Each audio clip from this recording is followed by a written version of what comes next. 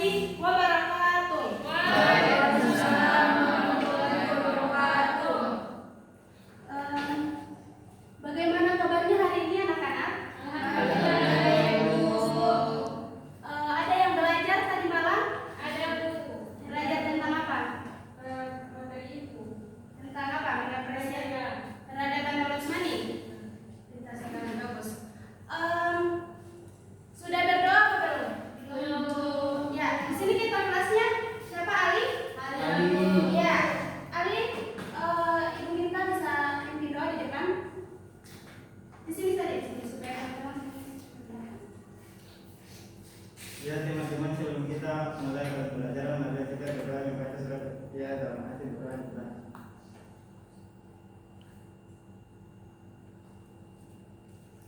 Doa selesai. Terima kasih ya. Ya, sebelum kita memulai pelajaran kita, masih semangat? Masih. Kurang semangat? Masih semangat? Masih.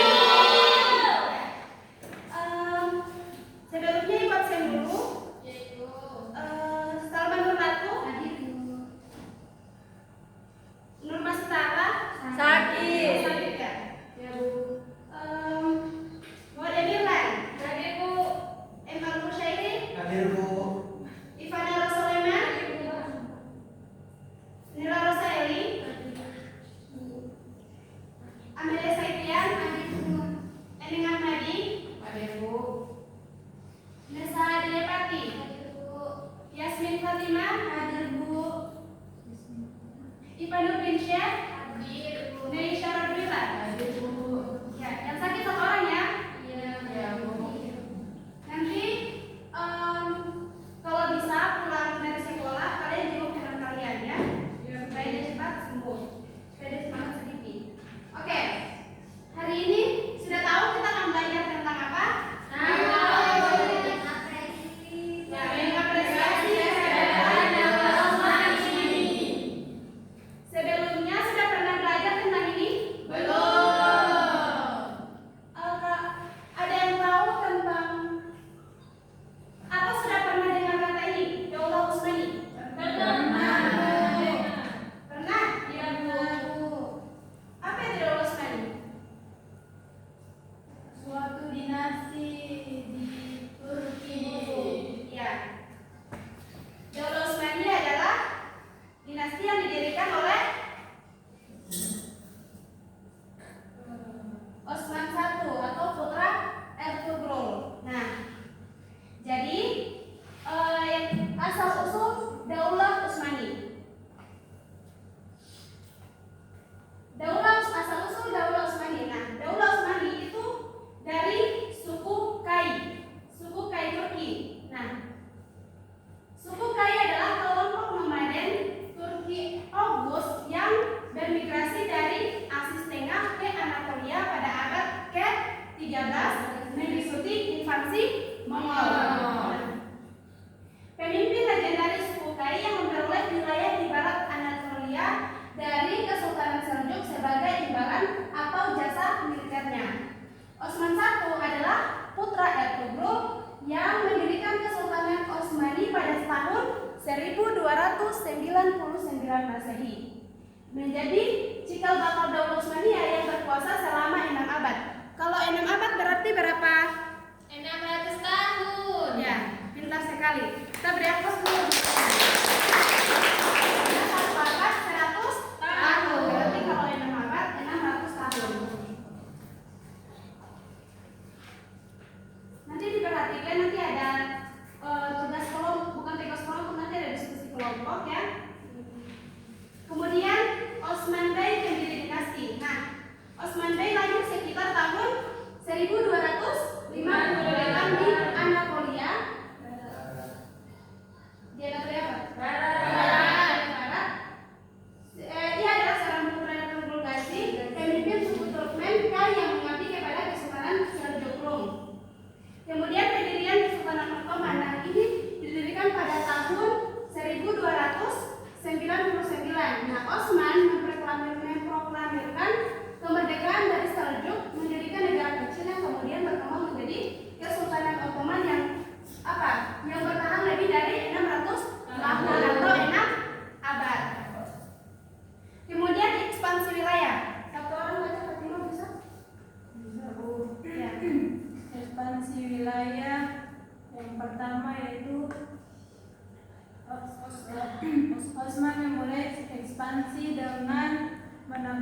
benteng-benteng Bizantin di sekitar Sogut, memperluas wilayah ke Bursa dan yang kemudian menjadi ibu kota pertama Kesultanan.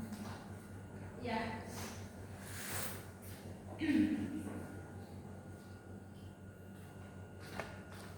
Kemudian selanjutnya ekspansi awal wilayah. Nah, pertama penyeberangan ke Eropa di bawah Sultan Orkan. Kemudian penaklukan Bursa dan Anatolia. Osman I memulai ekspansi dengan menaklukkan Bursa tahun 1326, menjadikannya ibu kota pertama dan membuka jalan kekuasaan Anatolia oleh Turki Utsmani. Kemudian kemenangan di Balkan. Nah, Sultan Murad I memperluas wilayah dengan menaklukkan Sofia, Nis, dan kemenangan penting di Kosovo tahun 1389. Kemudian memperkuat dominasi Utsmani di Eropa Tenggara. Nah, kemudian masa kejayaan kekaisaran. Nah, di sini ada sultan-sultan yang berpengaruh. Ada Sultan Osman I, Sultan Mehmed II, atau yang dikenal sebagai Sultan Muhammad Al-Fatih. Ya. Kemudian ada Sultan Sulaiman Al-Kanuni atau yang dikenal sebagai Sultan yang membuat perundang-undangan. Dia dikenal sebagai Sultan kedua. Kemudian Sultan Sulaiman Al-Kanuni. Ya. Masa kejayaan kekaisaran Daulah Utsmani itu mencapai kejayaan itu pada masa ini Sultan Sulaiman Al-Kanuni.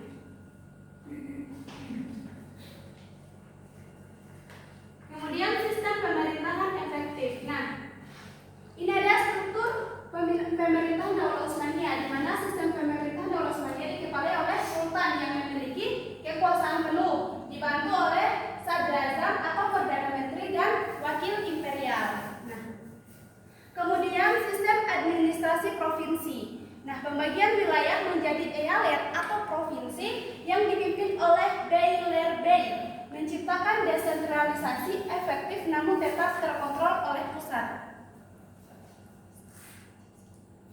Kemudian millet system. Nah, sistem yang memberikan otonomi kepada kelompok agama non-muslim untuk mengatur urusan internal mereka, menciptakan keharmonisan dalam keagamaan.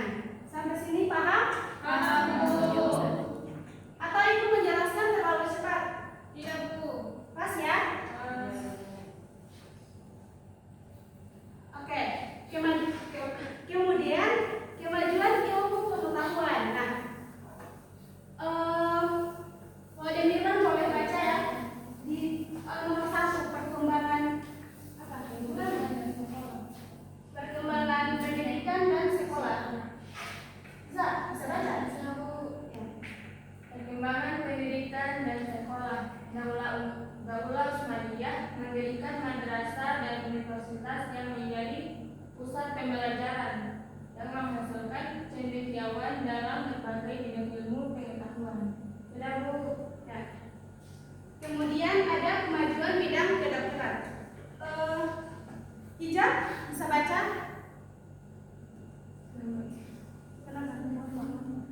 Ikan saja.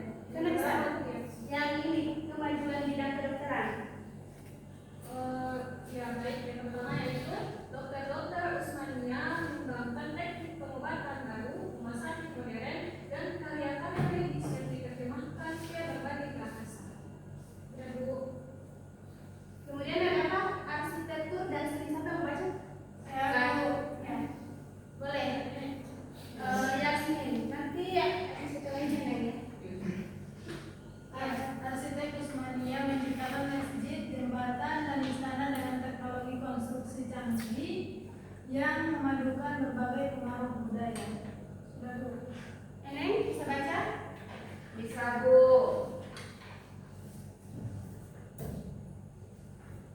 Ilmuwan. Astronomi dan matematika. Ilmuwan Utsmaniyah mengembangkan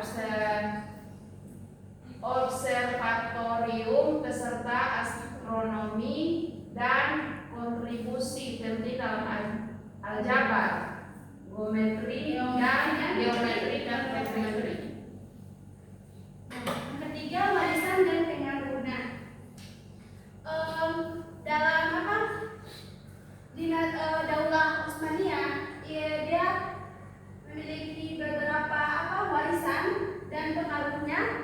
Yang pertama di sini masjid-masjid ikonik. Nah, kemudian ada seni keramik dan ubin, kemudian perkembangan arsitektur Ottoman dan seni kaligrafi Islam. Nah, kalau perkembangan arsitektur Ottoman ini dipengaruhi oleh Bizantium dan Persia dengan ciri kubah besar dan menara lampu yang mencapai puncak di bawah arsitek di Marsinan. Nah, kemudian kontribusi peradaban Islam. Nah, ada kemajuan ilmu pengetahuan, sistem pemerintahan, arsitektur dan seni serta perdagangan dan ekonomi. Nah, Daulah Utsmaniyah memberikan kontribusi besar dalam pengembangan ilmu astronomi, matematika, kedokteran, dan kartografi yang mempengaruhi peradaban Eropa. Nah, kemudian ada keruntuhan dan dampaknya. Nah, jadi ada faktor-faktor penyebab terjadinya keruntuhan Daulah Utsmaniyah dan dampaknya. Ada yang bisa baca? Hari bisa baca faktor-faktor penyebab keruntuhan sampai dan warisan budaya Islam. Bisa Bu. Silakan. Keruntuhan dan dampaknya. Yang pertama, faktor-faktor penyebab keruntuhan: kemunduran militer, korupsi pemerintahan, konflik internal, kemerosotan ekonomi, dan tekanan dari kekuatan Eropa menyebabkan keruntuhan bertahap kesulitan Utsmaniyah.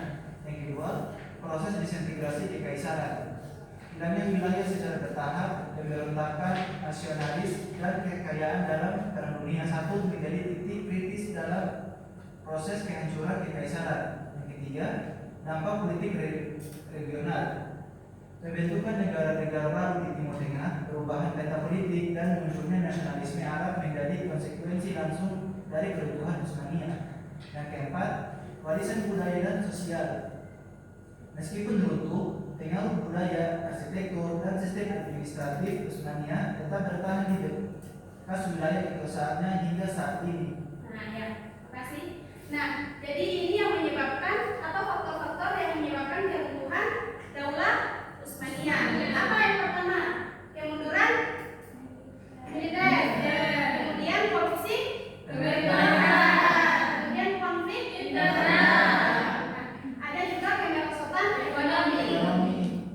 Inilah yang menyebabkan runtuhnya Daulah Utsmaniyah. Ya.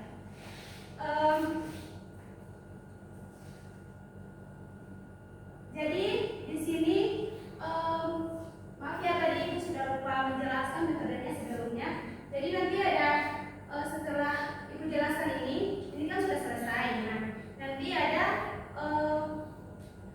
diskusi, kegiatan diskusi di mana metodenya itu 2 tinggal 2 tamu. Jadi nanti satu kelompok itu terdiri dari 4 orang. Nanti Ibu yang bentuk kelompoknya. Jadi nanti sebentar kalau atur posisi tidak boleh menggunakan tidak boleh bersuara ya. Harus hanya gerakan badan dan dorongan pusat. Boleh ada yang bersuara supaya tidak ribut. Oke? Paham? Nah, jadi metodenya 2 tinggal 2 tamu. Jadi nanti 2 orang tinggal, 2 orang tamu. Di mana? Nah, yang tinggal itu dia nanti memberikan informasi kepada tamu yang akan datang ke kelompoknya. Sedangkan yang 2 tamu itu nanti dia bertamu di kelompok lain. Paham? Iya, Bu. Jadi begini, satu kelompok 4 orang. Nah, nanti 2 orang tinggal di kelompoknya, 2 orang pergi bertamu di kelompok lain. Nah, tugasnya yang tinggal itu memberikan informasi mengenai materi kalian, mengenai topik kalian. Nanti topiknya berbeda-beda. Nah, mengenai topik kalian nanti kamu jelaskan ke tamu. Misal, ini kelompok apa? Kelompok 1. Nah, ini kelompok 2. Nah, 2 orang ini datang bertemu di kelompok ini. Nah, nanti kalian jelaskan materi kalian. Nah, misal apa itu latar belakang berdirinya bagaimana? Gitu. Nanti kalau jelaskan sesuai dengan topik materinya masing-masing. Bisa paham? Bisa, Bu. Bisa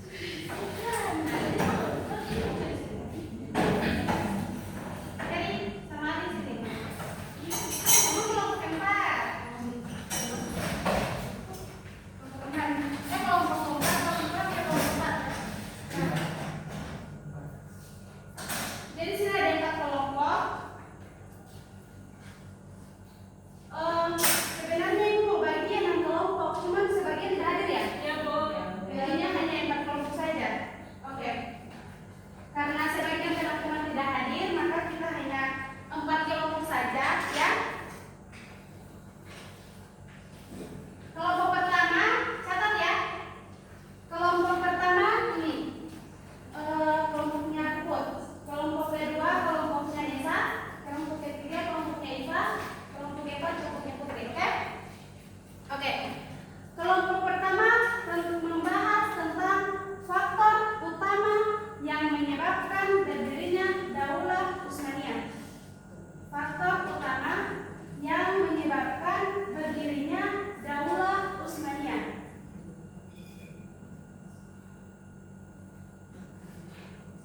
Sudah? Sudah. Kelompok kedua tentang mana kelompok dua? Ekspansi awal dan konsolidasi wilayah. Ekspansi awal dan konsolidasi wilayah serta peran Ertugrul dan hubungan dengan dinasti Seljuk. Peran Ertugrul dan hubungan dengan dinasti Seljuk. Sudah? Kelompok keempat faktor kelompok tiga masa keemasan Daulah Utsmaniyah. Jadi dong jelaskan masa keemasan Daulah Utsmaniyah itu kayak gimana ketika di Sultan siapa, pencapaiannya, pencapaian. Kemudian faktor-faktor sampai mencapai kejayaan itu bagaimana? Apa saja? Ekspansi awal dan konsolidasi wilayah sudah, serta peran Ertugrul dan hubungan dengan dinasti Seljuk. Sudah? Dengan dinasti Seljuk. Oke. Kelompok keempat. Kelompok keempat tentang masa kemunduran Daulah Utsmaniyah dan faktor pendukung masa kemunduran Daulah Utsmaniyah. Dan faktor pendukung berdirinya Daulah Utsmaniyah. Dan faktor pendukung berdirinya Daulah Utsmaniyah. Ahli berhadapan. Pada diskusinya ini. Sudah semuanya? Ya. Waktu bertamu dan tinggal dimulai. Silakan kelompok 1 ke kelompok 2 atau kelompok 2, kelompok 3 terserah. Tapi begini, setelah dari kelompok 1, misal kelompok 2, setelah dari kelompok 1 ke kelompok 3, setelah ke kelompok 3 ke kelompok 4 atau mau sebaliknya terserah. Tapi harus semuanya dapat. Semuanya dapat giliran dari kelompok 1, 2, 3 dan 4. Oke? Bisa paham? Silakan tentukan siapa yang mau jadi tamu, siapa yang mau jadi yang mau tinggal. Sebelumnya cari materinya dulu, sahabat. Sebelumnya cari materinya dulu selama 3 menit, oke? Waktu cari materi dengan sini, perhatikan sini. Waktu cari materi 3 menit. Setelah 3 menit, 2 orang bertemu di kelompok lain, 2 orang tinggal ke yang tempat, oke? Waktu dimulai dari sekarang.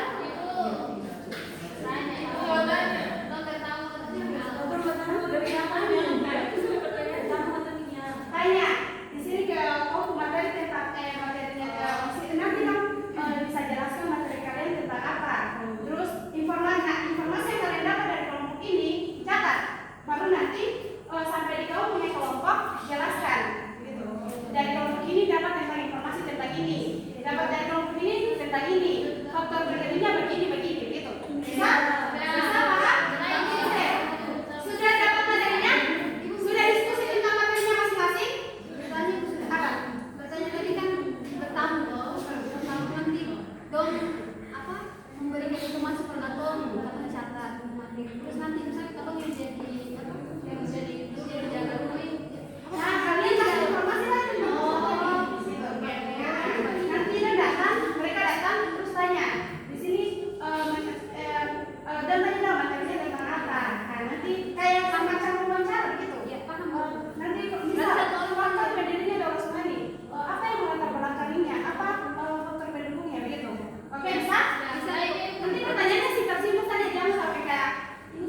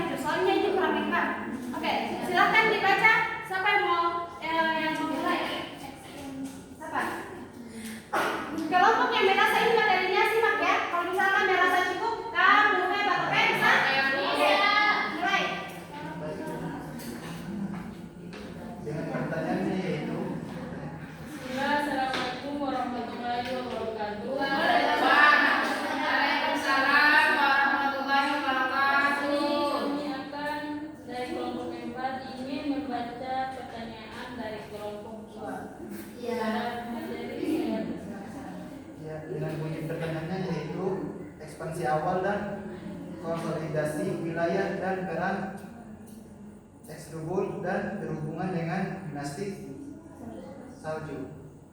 Yang pertama itu konsolidasi kekuasaan. Konsolidasi kekuasaan dinasti Salju melibatkan penaklukan wilayah, pendirian pemerintahan dan terstruktur, dan penerapan kebijakan yang efektif. Nizam al-Mulk seorang wazir perdana menteri yang berpengaruh memainkan peran penting dalam membangun birokrasi dan efisiensi dan sistem administrasi yang kuat. Peran Seljuk dan hubungannya dengan dinasti Seljuk Hilayah, yaitu salah satu cabang penting dinasti Seljuk adalah Seljuk yang menguasai Anatolia. Ekspansinya ke Anatolia dimulai pada pertengahan abad ke-11 dengan penaklukan wilayah Bizantium. Kemenangan penting di pertempuran Manzikert 1071 melawan Bizantium membuka jalan bagi ekspansi besar-besaran Seljuk ke Anatolia. Oke, bagaimana? Sudah. Bagaimana menurut nomor 2? Kamu hebat. Kamu hebat. Kamu hebat. Oke, lanjut. Nomor berapa? Berbilang dulu. Presentasi dari kami. Assalamualaikum warahmatullahi wabarakatuh. Waalaikumsalam warahmatullahi wabarakatuh. Oke, silakan dulu. Terima kasih. Mulai. Ya. Kelompok 1, silakan maju.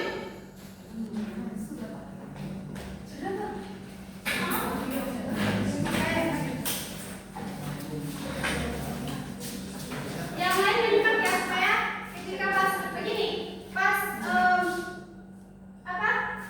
kelompok ini bisa masih di pertengahan, tapi menjadi jawabannya benar. Langsung bilang kamu hebat saja, kamu hebat gitu, oke? Supaya dia merasa oh benar. Nah, lanjut lagi ke yang kedua, saya baru tunggu sampai akhir. Tapi kalau merasa jawabannya benar, langsung bilang saja. Assalamualaikum warahmatullahi wabarakatuh. Waalaikumsalam. Perkenalkan nama saya kelompok 1 presentasi kami. Assalamualaikum warahmatullahi wabarakatuh. Waalaikumsalam warahmatullahi wabarakatuh. Perkenalkan kami dari kelompok 1 akan mempresentasikan hasil diskusi kami kepada anggota kelompok. Terima kasih kepada moderator. Di sini saya akan menyampaikan materi dari kelompok 2 dengan judul kelompok 2 dengan judul pertanyaan masa keemasan Utsmani dan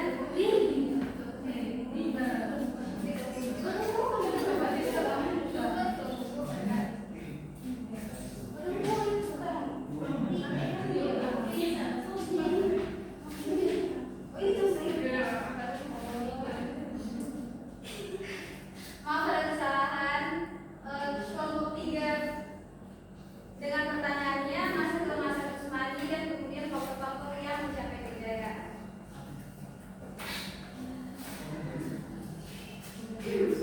Yang pertama, pengelolaan pemerintahan yang baik. Turki Utsmani memiliki sistem pemerintahan yang terpusat dan efisien.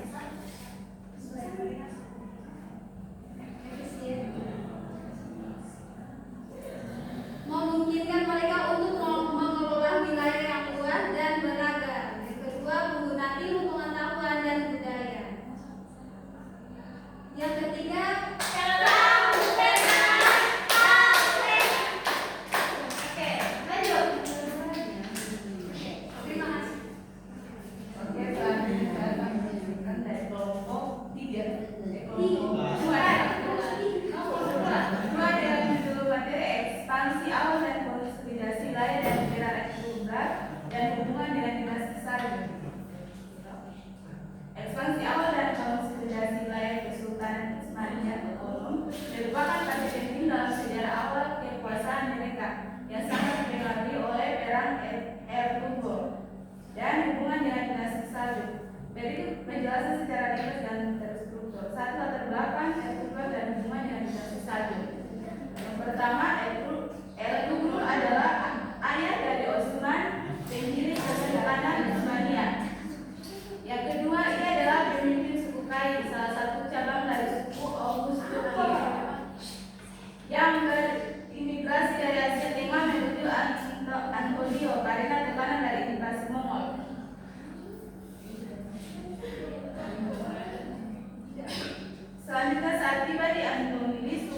berada dalam kondisi mengungsi dan mencari wilayah untuk menetap. Hubungan dengan dinasti Saljuk, Ertugrul dan sukunya menjadi pejuang Islam berbatasan dan membantu dinasti Saljuk yang menguasai Anatolia. Dua sebagai imbalan